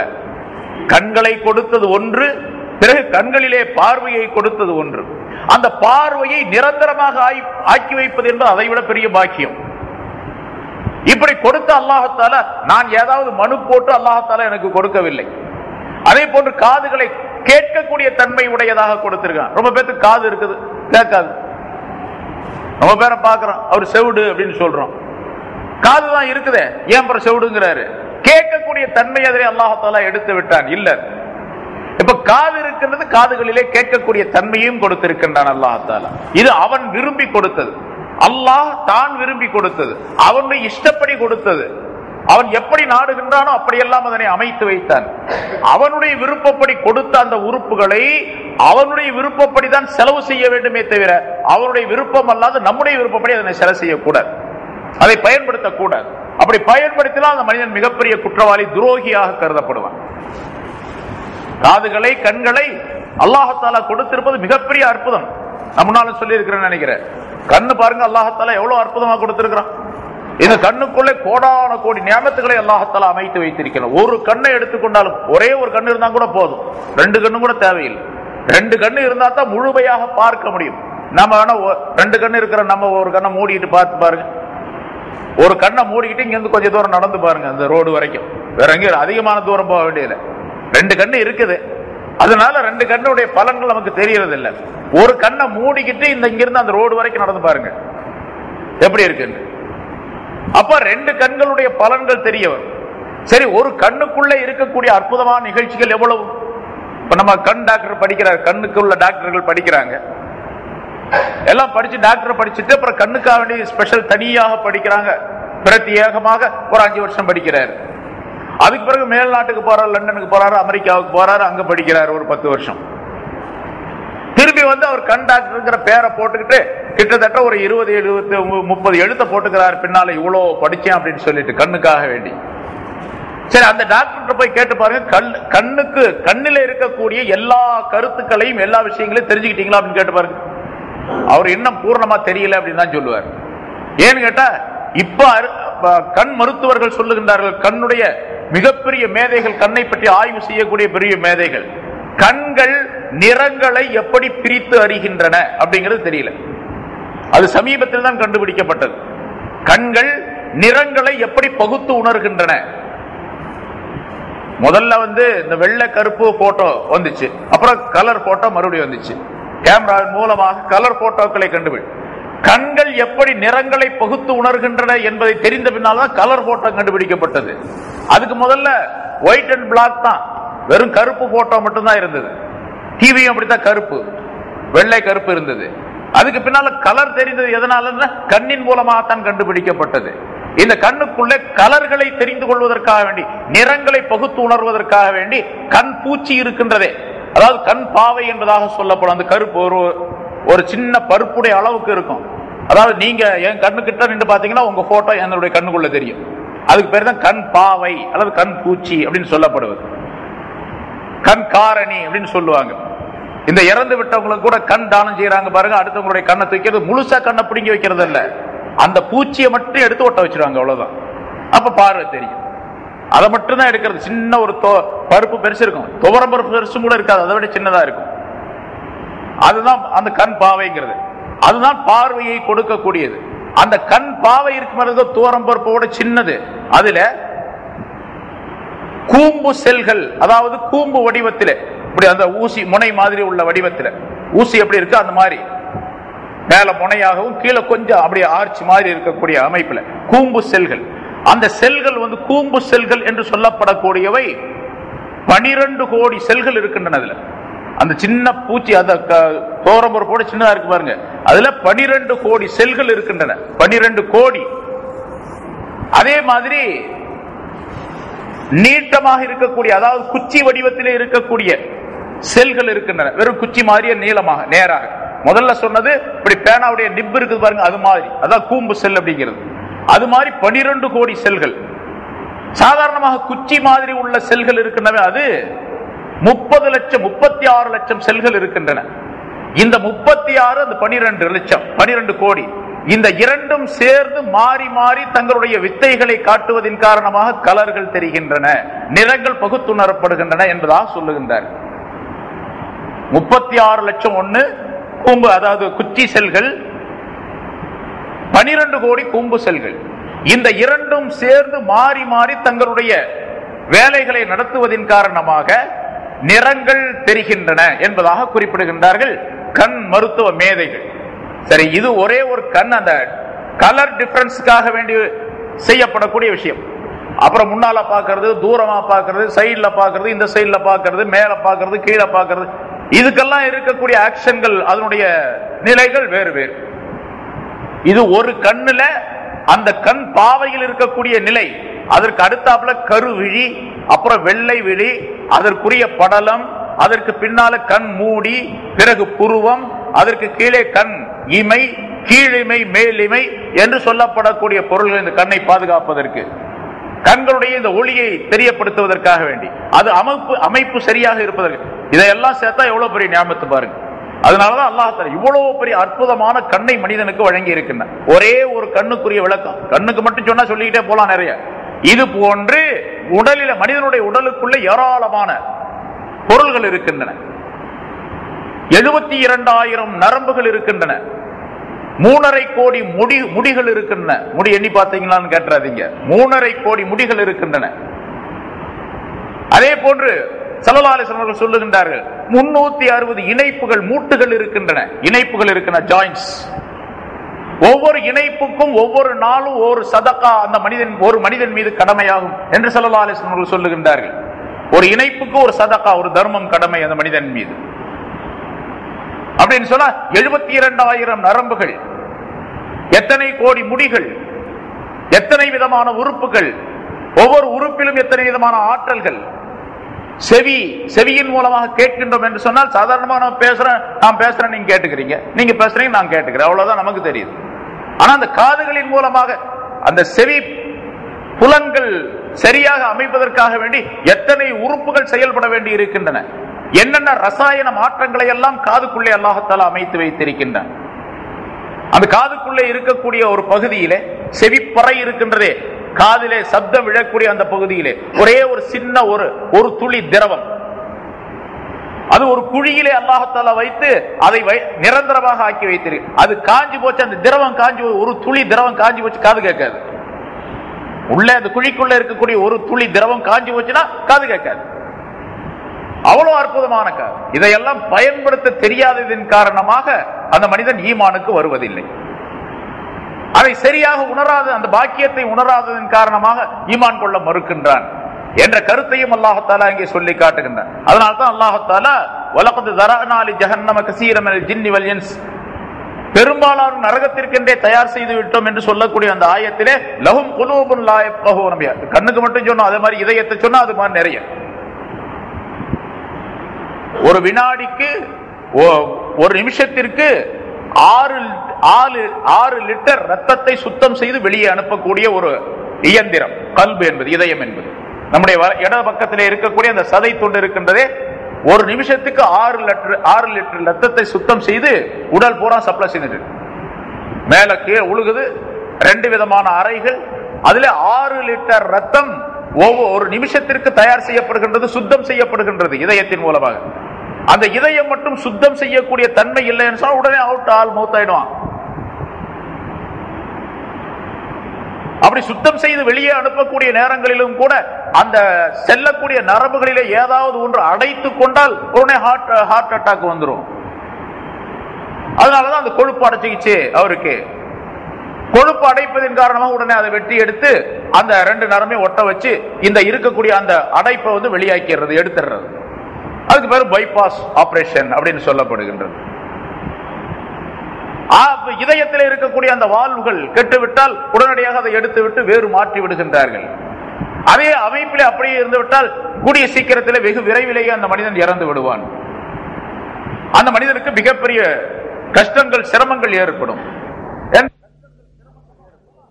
நிறைய சொல்லணும் அல்லாஹ்தாலா. அதனால் தான் முதலாவதாக இதயத்தை சொல்லி காட்டி பிறகு மற்ற உறுப்புகளை சொல்லுகின்றான். லஹும் குலூபுன் லா யஃகஹூன பிஹா, அவர்களுக்கு இதயங்கள் இருக்கும், இதயங்களின் மூலமாக அவர்கள் சிந்திக்க மாட்டார்கள்.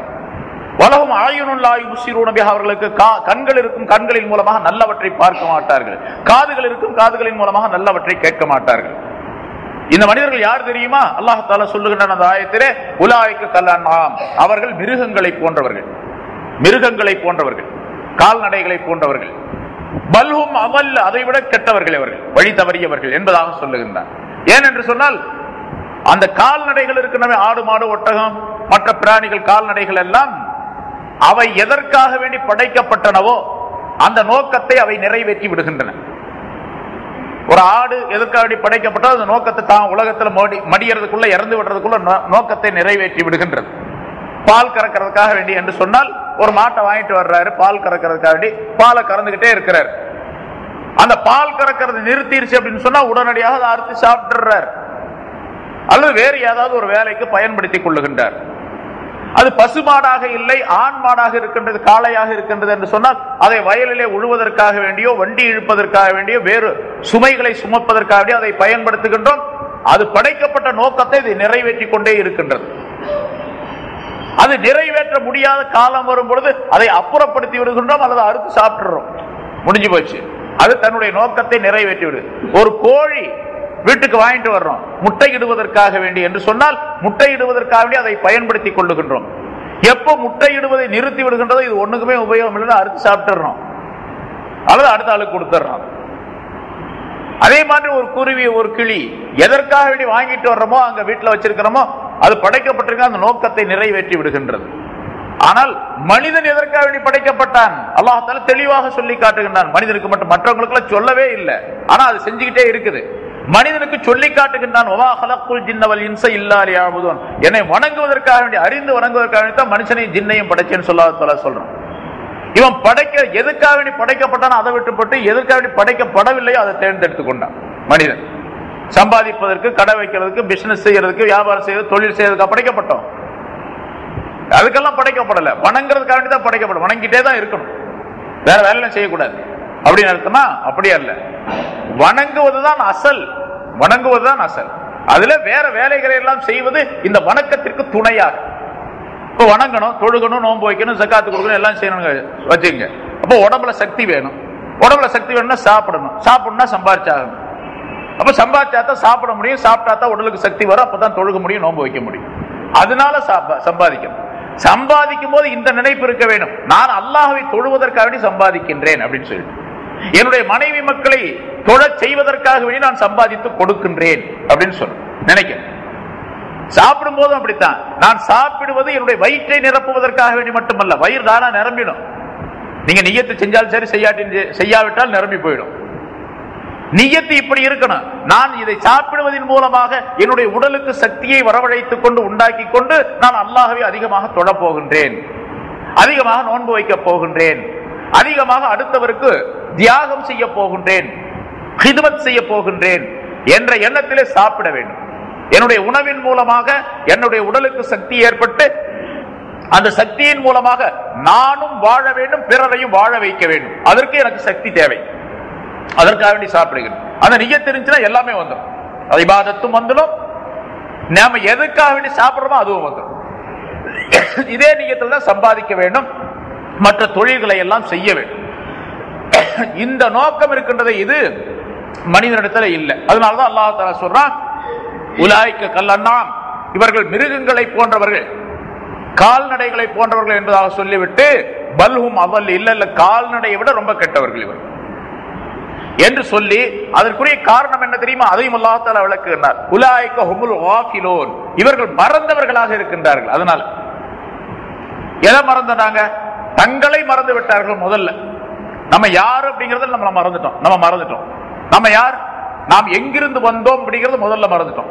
அல்லாஹ் தஆலா குர்ஆன்ல பல இடங்களில் சொல்லி காட்டுகின்றார், நீ ஒரு அற்ப துளியான இந்திரியமாக விந்தாக இருந்தாயே என்று அல்லாஹ் தஆலா சொல்லி காட்டுகின்றார்.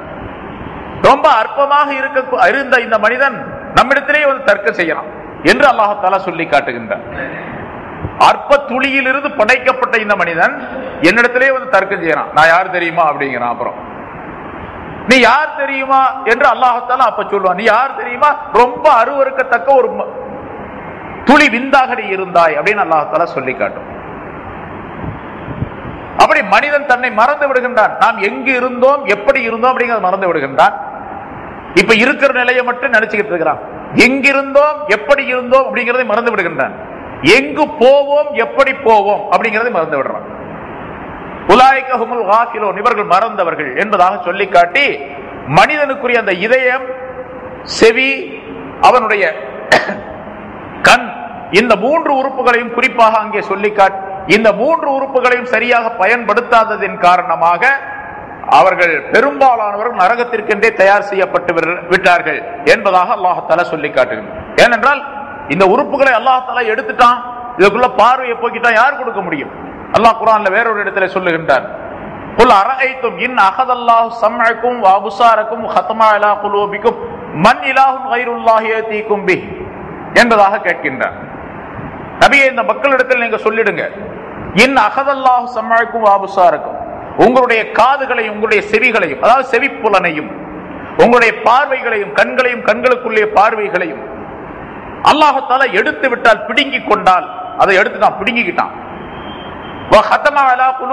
உங்களுடைய இதயங்களின் மீது முத்திரை வைத்து விட்டால், மன் இலாஹுன் கைருல்லாஹி யதீக்கும் பி, அல்லாஹ்வை தவிர வேறு எந்த நாயன் இந்த ரப்பு உங்களுக்கு கொண்டு வந்து கொடுக்க முடியும்?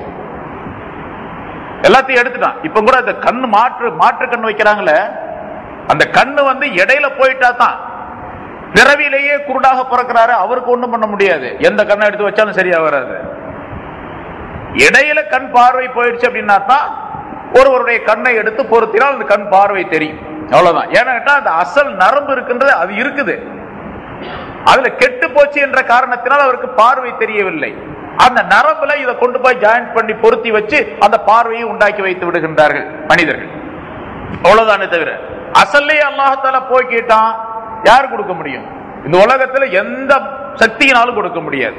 கண் அல்ல, ஒரே ஒரு விரல் நுனி அல்லது நகம், இந்த விரல்ல இருக்கக்கூடிய நகம் விழுந்துடுச்சுங்க, ஏதாச்சும் அடிபட்டு நகம் விழுந்துடுச்சு, இந்த நகம் மாதிரி ஒரு நகத்தை எந்த விஞ்ஞானியாவது விட்ட வைக்க முடியுமா? எந்த அறிவியலாவது இந்த நகத்தை செய்து கொடுக்க முடியுமா? யாரும் முடியாது. வேணா பிளாஸ்டிக்ல நகத்தை ஒட்ட வைக்கலாம், இந்த நகை மாதிரி வராது, அந்த நகத்துக்கு வளர்ச்சி இருக்காது. பிளாஸ்டிக்ல சர்ஜரி செய்து ஒரு ஆபரேஷன் செஞ்சு ஒரு நகத்தை ஒட்ட வச்சிடலாம் பிளாஸ்டிக்ல, இதே மாதிரி தெரியும். ஆனா அதுல நகம்லாம் வளராது. அப்புறம் வெட்ட வேண்டிய அவசியம், நகத்தை வெட்ட வேண்டிய அவசியம் எல்லாம் கிடையாது. அது அப்படித்தான், எப்படி ஒட்ட வச்சாரோ அப்படியே இருக்கும். அது வேண்டியதில்லை. சும்மா ஒரு சின்ன முடி, மூக்குக்குள்ள இருக்கக்கூடிய முடி, மூக்குல ஒரு முடி இருக்குது, சில முடிகளை அல்லாஹ் தஆலா வளர செய்கின்றான். அது பெரிய வடிகட்டியாக ஆக்கி வைத்திருக்கின்ற அல்லாஹ் தஆலா ஃபில்டர். அது வெளியே இருக்கக்கூடிய தூசிகளை எல்லாம் உள்ளே அனுப்பாமல் இருக்கக்கூடிய ஃபில்டர் ஆக அல்லாஹ் தஆலா அந்த முடிகளை அமைத்து வைத்து, அந்த முடி மட்டும் மூக்குல முளைக்கலன்னு வச்சுங்க, யாராவது உண்டாக்க முடியும்? மூக்குள்ள முடிய எந்த மனிதனாலும் முடியாது. அல்லாஹ் தஆலா இங்க கண்களை காதுகளை சொல்லி காட்டுகின்றான்.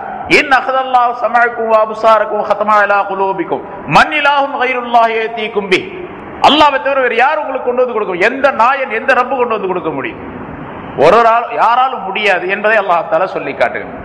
அதனால தான் ஹதமல்லாஹு அலா குலூபிஹிம், அவருடைய இதயங்களின் மீது அல்லாஹ் தஆலா முத்திரை வைத்து விட்டான், அவருடைய செவிகளின் மீது முத்திரை வைத்து விட்டான் என்று சொல்லி காட்டக்கூடிய அந்த வாசகத்தின் மூலமாக மூமினாகிய நமக்கு அல்லாஹ் தஆலா எச்சரிக்கை செய்கின்றான்.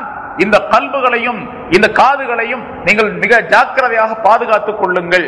அதில் ஈமானுடைய நிலை தங்கி இருக்க வேண்டும், ஈமானுடைய தன்மை உங்களுடைய காதுகளிலும் கண்களிலும் அமைய வேண்டும் என்பதை அல்லாஹ் தஆலா சொல்லி காட்டுகின்றான்.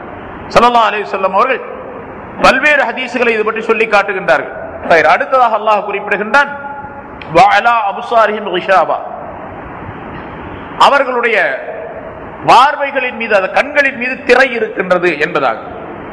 முதல் அல்லாஹ் தஆலா கல்பையும் காதுகளையும் முத்திரை வைத்து விட்டான் என்பதாக சொன்னான். பார்வைகளின் மீது திரை போடப்பட்டு இருக்கின்றது. அதனால அவர்கள் நல்லதை பார்க்கவே முடியல. நன்மையான காரியங்கள், அல்லாஹ் தஆலாவுடைய சட்டங்கள் ஆகியவற்றை பார்க்க முடியாத சூழ்நிலையை அல்லாஹ் தஆலா உருவாக்கி வைத்து விட்டார். ஆக அவர்கள் ஈமான் கொள்ளாமல் இருப்பதற்கு காரணம் என்னவென்று சொன்னால், அவருடைய வெளி தோற்றத்தில் இருக்கக்கூடிய உறுப்புகளும் தடை செய்யப்பட்டு விட்டன, கண்கள் தடை செய்யப்பட்டு விட்டன. அதே போன்று உள்ளே இருக்கக்கூடிய உறுப்பாகி இதயம் கிரகித்துக் கொள்வதற்குரிய இரண்டு விதமான தன்மைகளையும் அல்லாஹ் தஆலா எடுத்து விட்டான். காதுகளினால் கேட்டு கல்பிலே அதை பதிய வைப்பது என்பதையும் அல்லாஹ் தஆலா தடை செய்து விட்டார். ஆகவே அவர்கள் ஈமான் கொள்ள மாட்டார்கள் என்பதாக குறிப்பிடுகின்றார். இது உலகத்திலே அவர்களுக்கு ஏற்படுத்தப்படக்கூடிய தண்டனை. சரி, பிறகு ஆகிரத்திலே வலஹும் அதாபுன் அதீம், அவர்களுக்கு மகத்தான தண்டனை உண்டு. வலஹும் அதாபுன் அதீம், அவர்களுக்கு மகத்தான தண்டனை உண்டு. மகத்தான தண்டனை, மிக பெரிய தண்டனை. முன்னால் உங்களுக்கு சொல்லி காட்டினேன். அதீம் என்று சொன்னால் மகத்தானது, அதாவது ஆங்கிலத்தில் லார்ஜஸ்ட் அப்படின்னு சொல்லுவாங்களா, அது ரொம்ப பெருசு, ரொம்ப பெரிய தண்டனை. அதை விட பெரிய தண்டனையே கிடையாது. அவ்வளோ பெரிய தண்டனையை அல்லாஹ் தஆலா கொடுப்பார். அது என்ன தண்டனை? நரகத்திலே என்னென்ன தண்டனைகள் இருக்கின்றோ அதெல்லாம் கொடுப்பார். நரகம் என்பது ஒரு விதமான தண்டனைக்குரியதல்ல. நெருப்பு மட்டும் நரகத்தில் கிடையாது. நெருப்பை கொண்டு வேதனை செய்வது அப்படிங்கிறது மட்டுமல்ல, அதே போல அதற்கு எதிராக கடும் குளிர் உள்ள நரகமும் உண்டு. அதுக்கு ஜம்ஹரீர் என்பதாக சொல்லப்படும். நம்ம இந்த பூமியிலேயே நம்ம பார்க்கலாம், கடுமையான குளிர் உள்ள பனி பிரதேசங்கள், ஆர்டிகா அண்டார்டிகா என்று சொல்லப்படக்கூடிய துருவங்கள், வட துருவம் தென் துருவம், அங்கெல்லாம் போனா சாதாரணமா இந்த உடலோட போனா விரைச்சு அப்படியே செத்து போயிடும், உடனே ரூஹு போயிடும். அங்கே கடுமையான அதற்குரிய உடைகளோடு போக வேண்டும், அதுக்குரிய அமைப்போடு ஏற்பாடுகளோடு போனால்தான் ஒரு சில நாள்கள் மட்டும் அங்க தங்கலாம். அதனாலதான் மனிதர்கள் வாழ முடியாத பிரதேசமாக அல்லாஹ் தஆலா அதனை ஆக்கி வைத்திருக்கிறார். அவ்வளவு கடுமையான பனி நிறைந்த பிரதேசங்கள். அது மாதிரி பல மடங்கு அதிகமான பனி, அதிகமான குளிர் உள்ள ஒரு இடம் நரகத்திலும் உண்டு. அந்த இடத்துல கொண்டு போய் மனிதனை போட்டா எப்படி இருக்கும்? வரைச்சு போயிடுவோம். ஆனா சாவானா மௌத்தாவானா மௌத்து கிடையாது, அங்க அப்படியே இருப்போம், வேதனை அனுபவிப்போம். அது போன்று அங்கே பாம்புகள் உண்டு, தேள்கள் உண்டு. மிகப்பெரிய தேள்களை பற்றி ஸல்லல்லாஹு அலைஹி வஸல்லம் அவர்கள் சொல்லுகின்றார்கள், அரபு நாட்டினுடைய பெரிய ஒட்டகத்தை போன்று ஒவ்வொரு தேளும் இருக்கும் என்பதாக. சின்ன தேள் கடிச்சாவே தாங்க முடியாது, ஒட்டகத்தை போல உள்ள தேள் கடிச்சா எப்படி இருக்கும்? அதே போன்று பாம்புகள் பல்வேறு பல மைல்கள் நீளம், பல காத வழி தூரம் உள்ள பாம்புகள் எல்லாம் அங்கே இருக்கின்றன. அதுபோன்று நரகத்திலே பல்வேறு விதமான தண்டனை, எல்லா தண்டனையும் ஒட்டுமொத்தமாக சேர்ந்தால் அதற்கு பேர் அதாபுன் அதீம், மகத்தான தண்டனை அப்படின்னு. அவர்களுக்கு மகத்தான தண்டனை உண்டு, வேதனை உண்டு என்பதையும் அல்லாஹ் தஆலா சொல்லி காட்டுகின்றார். இங்கே காபிர்களை பற்றி அல்லாஹ் தஆலா சொல்லி காட்டு, முன்னால மூமின்களை பற்றி 5 ஆயத்துகளிலே அல்லாஹ் குறிப்பிட்டார். பிறகு 6வது ஆயத்து சென்ற வாரம் சொல்லப்பட்டது, இப்பொழுது சொல்லப்பட்டது 7வது ஆயத்து. இந்த 6, 7 இந்த 2 ஆயத்துகளிலே அல்லாஹ் தஆலா காபிர்களை பற்றி விளக்குகின்றான். அவர்கள் ஈமான் கொள்ளாததின் காரணமாக ஏற்படக்கூடிய தண்டனைகளையும் அல்லாஹ் தஆலா சொல்லி காட்டுகின்றான். இங்கே மற்றொரு கருத்தை சூசகமாக அல்லாஹ் குறிப்பிடுகின்றான். இப்ப இந்த காபிர்களுக்கு, அந்த மக்காவாசிகளுக்கு, அதே போன்று உள்ள மற்ற மனிதர்களுக்கு கியாமத் நாள் வரைக்கும் யார் யார் இந்த காபிர்கள் வருகின்றார்களோ அவர்கள் எல்லாம் இப்படிப்பட்ட தன்மை உடையவர்கள். இவர்களுக்கெல்லாம் ஏன் இந்த நிலை ஏற்பட்டது? அவருடைய இதயங்கள் முத்திரை வைக்கப்பட்டு, காதுகள் முத்திரைக்கு வைக்கப்பட்டு, எதையும் நல்லதை எல்லாம் ஏற்றுக்கொள்ள முடியாத ஒரு சூழ்நிலை ஏற்படுவதற்கு காரணம் என்னவென்று சொன்னால், நபிமார்கள் சொல்லுவதை கேட்காமல் இருந்தது. நபிமார்கள் சொல்லுவதை கேட்காமல் இருந்தது. இதே போன்று முன்னால் உள்ள சமுதாயத்திற்கும் இதே மாதிரி நிலைகள் ஏற்பட்டு இருக்கின்றன. அப்படியானால் நல்லவர்கள், நபிமார்களை போன்றவர்கள் யார் யார் இருக்கின்றார்களோ, வலிமார்கள், நபிமார்களுடைய வாரிசுகள், வலமாக்கள் ஆகியோர் சொல்லுவதை கேட்காமல் இருக்கக்கூடியவருடைய நிலையும் இதுதான். நல்லவர்களை, நபிமார்களை, வலிமார்களை பகைத்துக் கொள்ளக்கூடிய மனிதர்கள், அவர்களுடைய சொல்களை ஏற்றுக்கொள்ளாத மனிதர்கள், அவர்களை அலட்சியப்படுத்தக்கூடிய மனிதர்களுக்கெல்லாம் இந்த தண்டனை கிடைக்கும் என்பதையும் அல்லாஹ் தஆலா சூசகமாக இதிலே சொல்லி காட்டுகின்றார். ஸல்லல்லாஹு அலைஹி வஸல்லம் அவர்கள் ஒரு ஹதீஸிலே குறிப்பிடுகின்றார்கள், மன் ஆதா வலி மல் ஆதாலி வலியன், எனக்காக வேண்டி உள்ள என்னுடைய ஒரு வலியை எவர் ஒருவர் பகைத்துக் கொள்வாரேயானால், அவரிடத்தில் போரிடுவதற்கு நான் போர் பிரகடனம் செய்கின்றேன் என்பதாக அல்லாஹ் தஆலா சொல்லுவதாக ஸல்லல்லாஹு அலைஹி வஸல்லம் அவர்கள் சொல்லுகின்றார்கள். அல்லாஹ் தஆலாவுடைய இறை நேச செல்வர்கள் என்று சொல்லப்படக்கூடிய வலிமார்கள் பலர் இருக்கின்றார்கள். அந்த வலிமார்கள் எதை சொல்லுகின்றார்களோ, எந்த பாதையை காட்டுகின்றார்களோ அந்த வழியிலே செல்ல வேண்டும். அவர்களை பகைத்துக் கொண்ட மனிதர்கள் இருக்கின்றார்களே, அவர்கள் அல்லாஹ்வோடு போர் தொடுக்கின்றார்கள் என்று பெயர் என்ற நிலை ஏற்பட்டுவிடும். அல்லாஹ்வோட போர் தொடுத்தால் நிச்சயமாக அவர் வெற்றி பெற முடியாது, அழிந்தே தீருவார் என்பதை ஸல்லல்லாஹு அலைஹி வஸல்லம் அவர்கள் சொல்லி காட்டுகின்றார்கள். ஆகவே யார் நல்லடியார்கள், யார் யார் எதை சொல்லுகின்றார்களோ, எந்த நல்ல பாதையை காட்டித் தருகின்றார்களோ அதையெல்லாம் பின்பற்றி செல்லுவதும் மூமினான மனிதர்கள் மீது கடமை என்பதையும் அல்லாஹ் தஆலா சூசகமாக இந்த ஆயத்தின் மூலமாக குறிப்பிடுகின்றார். எனவே காபிர்களை பற்றி விளக்கி, அந்த காபிர்கள் இப்படிப்பட்டவர்கள் என்று சொல்லும் பொழுது மூமினான மனிதர்கள் அதற்கு எதிரான நிலையை மேற்கொள்ள வேண்டும். அதாவது நல்ல தன்மைகள் அனைத்தையும் கிரகிக்க வேண்டும், நல்ல சொற்களை கேட்க வேண்டும், நல்லதை பார்க்க வேண்டும், நல்ல செயல்களை செய்து முடிக்க வேண்டும் என்ற கருத்தை எல்லாம் அல்லாஹ் தஆலா இங்கே விளக்குகின்றார். அத்தகைய நல்ல பாக்கியத்தை நம் அனைவருக்கும் அல்லாஹ் தஆலா தந்தருள்வாராக.